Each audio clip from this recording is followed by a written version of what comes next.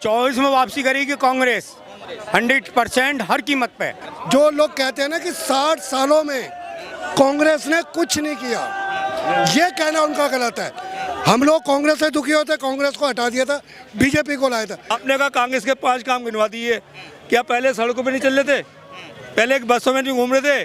Train नहीं थी क्या पहले? क्या जहाज नहीं थे क्या पढ़े स्कूल नहीं जा रहे थे? इंडिया गठबंधन सरकार बनाएगी, अब की बार बदलाव होगा। इंडिया गठबंधन सरकार बनाएगी। हम लोग कल लड़ाई लड़ रहे थे इस पटरी वाले के लिए। ये आपको अक्रोचमेंट नजर आ रही है? अक्रोचमेंट है, पैसा दे दो, कोई अक्रोचमेंट नहीं है। पैसा नहीं दोगे तो अक्रोचमेंट है। उत्तर प्रदेश में भी नहीं आएगा, उत्तर प्रदेश में अखिलेश की सरकार आनी है आपके हमारे में। क्या नाम है चाचा? मोहम्मद इशाक जी। क्या लगता है 24 में कौन वापसी करेगा? 24 में वापसी करेगी कांग्रेस 100% हर कीमत पे जी। किस रीजन पे करेगी? हर किसी मिशन पे, हर किसी मिशन पे करेगी। राहुल ही आएगा, हर कीमत पे आएगा। मोदी जी लाल किला से कह रहे हैं कि हम अगली बार भी। मोदी जी ने तो बेईमानी कर करके सब कुछ जीता है, बेईमान कर रहे हैं, समझिए। तरीके से आ जाओ मोदी जी, देखे कौन सी वोट ले लेंगे, किसकी ले लेंगे बताओ। फिर पूरे जोर लगा ले मोदी, कुछ नहीं होना आपके, कुछ नहीं होना है, कुछ नहीं होना, समझिए। सिर्फ राहुल आएंगे, हर कीमत पाएंगे। जनता के बीच में जाके जनता के दिलों में जगह बना रहे राहुल गांधी बना रहे हैं, घूम रहे हैं, सब जगह कर रहे हैं। इंडिया गठबंधन सरकार बनाएगी, अब की बार बदलाव होगा। इंडिया गठबंधन सरकार बनाएगी। ये दिमाग से निकाल दो। ये मैंने पहले भी कहा और आज भी कह रहा हूँ, अभी भी कहा था कि ये 150 के बीच में फंस जाएंगे। इनका चाबी अड़ जाएगी 150 के बीच में। ये 150 भी नहीं आएंगी, 150 सीट भी नहीं आएंगी, कोई कीमत ही नहीं आएंगी। वो 100 ही ले लें पहले, 150 तो बहुत दूर है। 100 ही ले लें, इंडिया गठबंधन को कोई नहीं हराने वाला आपके। कांग्रेस की सरकार जहां बनती है, मेरे हर जगह बनेगी। अब सवाल तो सुन ले, कांग्रेस की सरकार जहां बनती है वो कहते हैं कि वहां ईवीएम सही है, और जहां कांग्रेस सरकार नहीं बनती कहते हैं बेईमानी है, खुली बेईमानी है, खुली बेईमानी है, खुली बेईमानी है। हाँ जी। कर्नाटक में ईवीएम खबा नहीं, कुछ नहीं आना, कहीं नहीं आना। उत्तर प्रदेश में खराब था। उत्तर प्रदेश में भी नहीं आएगा, उत्तर प्रदेश में अखिलेश की सरकार आनी है आपके हमारे में। हाँ, उत्तर प्रदेश में अखिलेश की। सवाल नहीं सुना आपने। जहां कांग्रेस की सरकार आती है वहां ईवीएम सही होती है, जहां कांग्रेस की सरकार नहीं आती वहां ईवीएम कुछ नहीं है। जहाँ मैं दूंगा, आप ये मत गवाओ। जहाँ कांग्रेस की सरकार आती है वही ईवीएम सही होती है, कुछ नहीं है। ये करना पड़ता है। अगर ऐसा नहीं करते तो इनके जूते पड़ते। ऐसा नहीं करे। सुप्रीम कोर्ट को क्या होती है ईवीएम पे बोलने की? सुप्रीम कोर्ट ने क्यों एक्शन लिया? सुप्रीम कोर्ट की ईवीएम को गलत बता रहा है। चुनाव आयोग को तलब करा, चुनाव आयोग को कहा कि वो लगाइए दूसरी पीरियड पे, उनकी गिनती होगी पेपर की।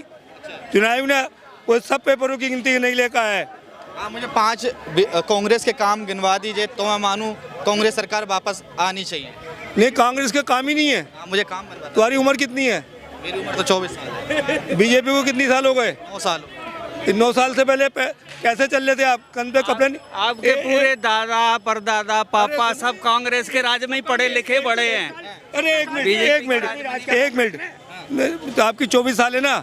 9 साल से पहले कपड़े नहीं पहन रहे थे आप? खाना नहीं खा रहे? मैंने आपसे सवाल पूछा, उसका जवाब नहीं। मेरी बात का जवाब आप दो। आपने कहा कांग्रेस के 5 काम गिनवा दिए। क्या पहले सड़कों पे नहीं चल रहे थे?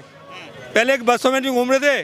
ट्रेन नहीं थी क्या पहले? क्या जहाज नहीं थे क्या पढ़े स्कूल नहीं जा रहे थे? विपक्ष ये भी तो कहता है कि घोटाले इनकी सरकार में ज्यादा हुए। 2G घोटाला, 4G घोटाला, कोयला घोटाला, सारे घोटाले इनकी सरकार में हुए। सारे इसके हुए।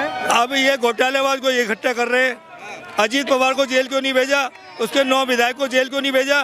जिसको देश के प्रधानमंत्री अपनी रैलियों में गए थे 70,000 करोड़ का घोटाला, उसको अपनी सरकार में शामिल कर लिया। 9 विधायक अजीत पवार के ईडी ने प्रूव कर दिया था, उनके घोटाले प्रूव हुए। उनको अपनी पार्टी में लेके उनके घोटाले खत्म हो गए।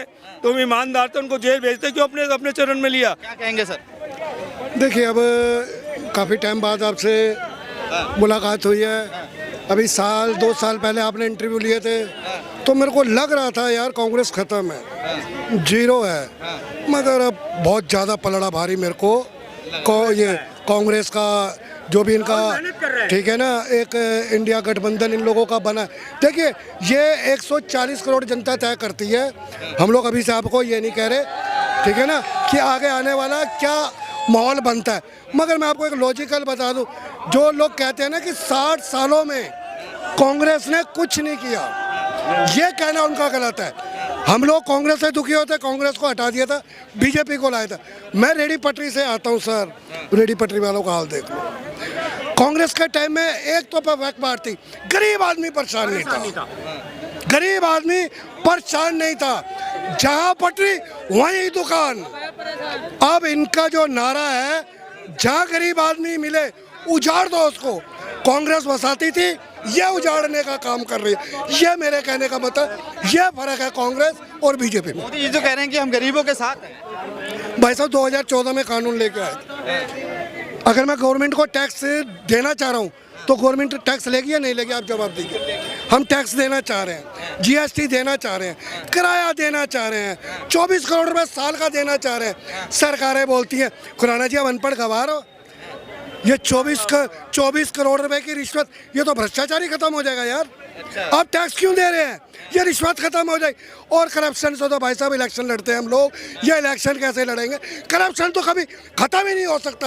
ये तो दिल्ली में जहाँ तक मुझे पता है, हाँ जी, आपकी पटरी तो शायद दिल्ली में, सरोजिनी नगर में। वर्ल्ड के अंदर मशहूर है सरोजिनी नगर मार्केट। सरोजिनी नगर मार्केट, वहाँ का करप्शन पता क्या है, लेडीज के टॉयलेट पे कब्जा, मेट्रो स्टेशन पे कब्जा, और तो छोड़ो भगवान के मंदिर के घर पे भी कब्जा कर ले।